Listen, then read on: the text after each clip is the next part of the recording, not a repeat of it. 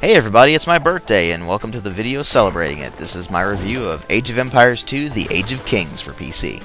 Now this game holds a lot of sentimental value for me, and I'll get to that later on.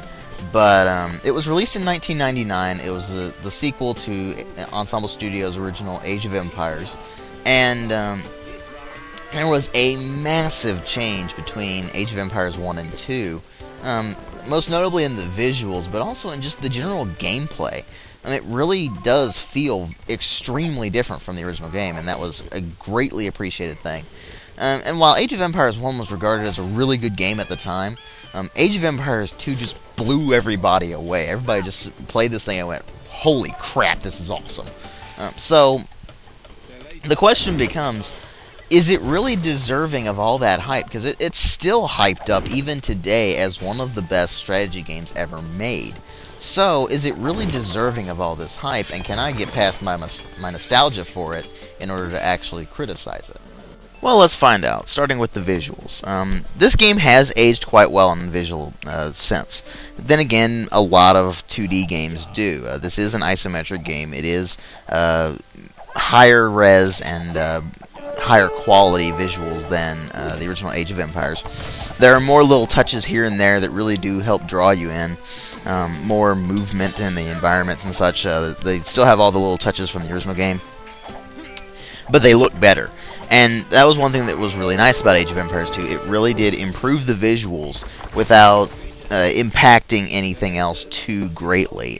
They did improve the proportions quite a bit. In the original game, the buildings were pretty small. In fact, compared to the people, they were really small. Whereas in Age of Empires 2, they're kind of as they should be. The buildings themselves are very large, as opposed to the original game where they were about the same size. So your people look really small compared to the buildings, and that's good. They also still have the nice and fluid animations. The sprite work itself is pretty well done. You lost a little bit of the clarity from the original game in some aspects, but for the most part, it's about the same level of fidelity. That said, everything's smaller because you can play this at a higher res. So, you did lose a little bit of the clarity, but not enough to really make a difference. Then we come to the sound design, which is an improvement over the original game. Sound effects themselves just sound better than the original game. First off, they have just better quality sound files, so in general you had that improvement to where stuff would sound a little bit clearer, more crisp than the original game, just because of the sound update. They also have more appropriate sound effects that just kind of fit it better, as opposed to a lot of really pan-clanging kind of sounds when you're whacking things. It actually sounds like swords clanging on swords and such, so it actually sounds really nice. And so they improve the sound effects. They improve the voice acting considerably. You have the voice taunts, which are really amusing, and you also have the individual units talking. The villagers and such will sound different from the military units now, and they each speak their own languages, which is really cool. For instance, the Japanese will actually speak Japanese. The Britons actually speak the old British language, basically Norman language, and such like that. The Franks speak this really old version of French. The Teutons speak a really old German. All sorts of stuff that you notice, and it actually really does help draw you in, because it lends credibility to it. And they still have the variations in, of course, the tile sets, and, well, not the tile sets, the building architectures and such too. So it all blends together to make this really nice immersive medieval atmosphere. Then they have the music, which is awesome.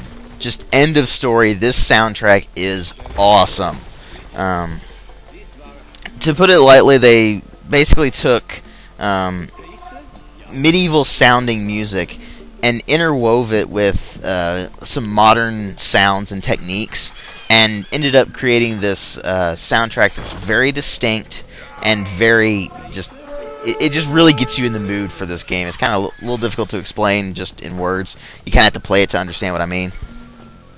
But soundtrack is absolutely phenomenal in this game, and it's just kind of the icing on the cake when it comes to the presentation. But what really matter here are I guess you could say the story and the gameplay. Now, the story is pretty much non-existent. It's like its predecessor, where it has several different campaigns that detail the different rises or falls or whatever of different civilizations in history.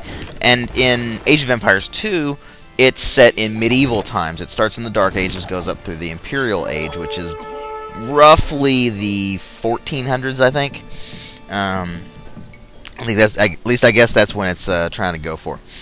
But as such, you have a lot of medieval-themed campaigns, like the tutorial campaign. Actually, this time around is the William Wallace campaign, where you're fighting for Scottish liberation against the English and such. And each of these campaigns follows a significant historical figure, like Genghis Khan, Jean d'Arc, Frederick Barbarossa, and so on and so forth. And so you get a pretty nice series of campaigns that really do play very nicely. There's a surprising amount of variation in those campaigns, and they all work very well. You also still have pretty much all of the features from the original Age of Empires. It still has the level editor, the scenario editor, I mean, where you can make your own scenarios, your own campaigns and such. And that's still greatly appreciated. It's still very intuitive, very easy to pick up and use, but still fairly difficult to master. And they also still have all of the features from the Rise of Rome, basically. They still have it to where you can stack your unit production. They still have all sorts of these little interface improvements that were in Age of Empires, the Rise of Rome. They also decided to add in a few new features, like rally points, where you can actually set your buildings to produce units, and they'll send them to a certain point that you've dictated on the map. And that's really handy, because you can create gathering areas for your troops to muster. And so that's really handy. They also added in the ability to garrison units. So basically infantry, cavalry, or archers can actually garrison in a building, like say a castle or a guard tower. And they can actually add to that building's defensive power, and it can attack enemies that come near it. And that's another cool thing that they've done. Like I mentioned, the castle. They've added in the ability to have unique units. This was not in the original Age of Empires. Instead, you just had all these basic units, and everybody had access to certain ones over others, and so on and so forth. In Age of Empires 2, they still do that, but each civilization has its own unique unit. Like, say, the Teutons have Teutonic Knights, the Byzantines have Cataphracts, I guess that's how you pronounce it, I don't know for sure. The Japanese have Samurai, and such like that. Each of them fits the given civilization really well, and as a result, you actually have this really nice, distinct play style with these given civilizations. So, when you're playing, if you're, say, playing as the Japanese, and you know that your infantry is going to be really powerful, same with the Teutons, for instance. Whereas if you're playing with, say, the British, then your archers are going to be really useful. And so, that's a pretty cool idea there. The adding in of unique units really did actually change the gameplay quite a bit. And apart from that, though, it's pretty much the same as it was in Age of Empires, only everything's been improved. It just feels better, it's smoother, it just plays a lot better. They really did fix the AI quite a bit. While they do still do the lots of siege units, they also threw in tons of normal units during death matches and such, instead of just having all these horrible towers and defensive structures mixed with a bunch of siege units. They actually do put in more variety. Like, the civilizations will play the way they're kind of supposed to play. Say if you're going up against the Japanese, then they're going to be having a lot of infantry and samurai, and that's really cool. They really did do a lot to improve the AI in the Age of Empires 2, and that's kind of what makes it a lot better than the original. They just took everything that Age of Empires did well, which was a lot, and they improved it if it needed improvement, or if they could improve it. They kept what worked and just didn't bother it if it didn't need it. They got rid of the things that, or they toned down the things that really did kind of mess the game up. Like, in the original game, you had a lot of problems with certain civilizations being kind of overpowered. And in Age of Empires 2, the only one that really fits that description is the Byzantines, and even then, even though they have access to a lot of the stuff in this game, you can really just overcome that technological gap by just playing your own civilization kind of the way it's supposed to play, and playing to its strengths, so to speak. And so that provides this extra kind of layer of strategy to it. You really do have to kind of use what works against these other civilizations, as opposed to just kind of building up a massive army of all fairly generic units and sending them in to try to batter at the enemy's defenses. So, I just have an absolute blast playing this game. It's still, even today, even after I've played it for all these years, it is still a blast to play. I absolutely love it. This is the game that got me into real-time strategy. It's that simple. It still has all of the stuff that I liked about Age of Empires, only it's all done better. This is about as perfect as a strategy game of this type gets.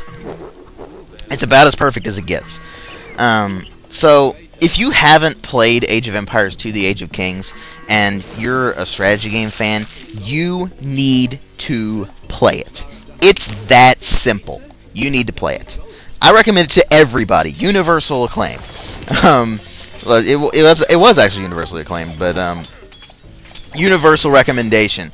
Everyone should at least play it once. So, I can do nothing but praise this game. So this will probably come across as biased, but that's really how it is. There's really nothing truly wrong with this game. So, overall, I'd say definitely play this one. Thanks for watching.